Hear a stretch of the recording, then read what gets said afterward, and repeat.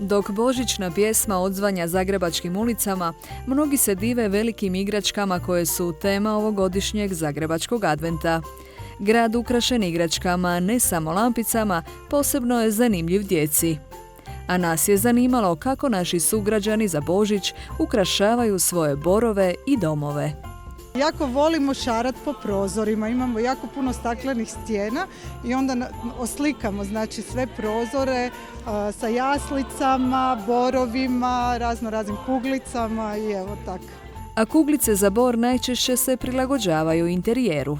Baš smo do sada uvijek nekako koristili ljubičasto tirkiznu neku kombinaciju, se djeci bila jako dopala. Međutim, evo ove godine smo baš promijenili malo i stavit ćemo više nekakvih crveno-zelenih boja sa malo zlatnih detalja.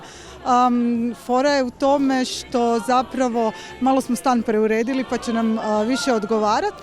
Djeca izrađuju i sama dosta nakita, jer Dabono sa sekicom si radio dosta tog nakita i sam, ali naravno da i kupimo, jer djeca vole velik bor, tako da im pokušavamo ispuniti tu želju.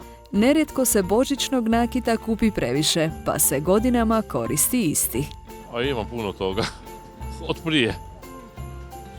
Jedan bor ide na balkon, a sa rasvjetom, a drugi veliki ide u sobu i to je to. Kakve kuglice koristite? Bijele, plave, crvene, tako. Jedne godine ovakve, jedne onakve i tako. Jesu to stariji kompleti ili obnavljate iz godine u godinu? Pa nisam dugo kupovao. Imam toga dosta poprilično, mogu i dijeliti okolo. Čest je slučaj da se u stare setove kuglica ubaci i nešto novo. Volim i stare kuglice, ali sama jako sam kreativna pa izrađujem kuglice od naranđe, od limuna, od šišarki. Izrađujete li sami možda ukrase? Pa ponekad, nekad koji golubi, bijeli golubi, tako, uglavnom više. Na starinski ostanu stari, pogotovo naši baki i djedovi su imali te golubove ili neke, pa više se držimo tih njihovih kao starinskih. A tradicije se drže mnogi.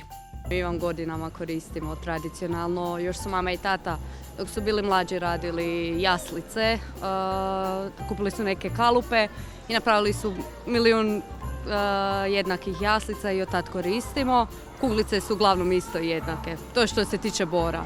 A vanjsko lampice stavljamo i to kako kad, tako ako prestanu blinkat onda kupimo nove. Ukrašavanje doma svoj puni smisao dobiva u zajedništvu s najmilijima. Nas je puna kuća, nas je 7, nas je braća i sestara, tako da svi zajedno na Badnjak ukrašavamo sve, i vanjski i unutarnji dio. Najbitnije je da smo svi zajedno, da nekako to obiteljsko druženje bude uvijek lijepo.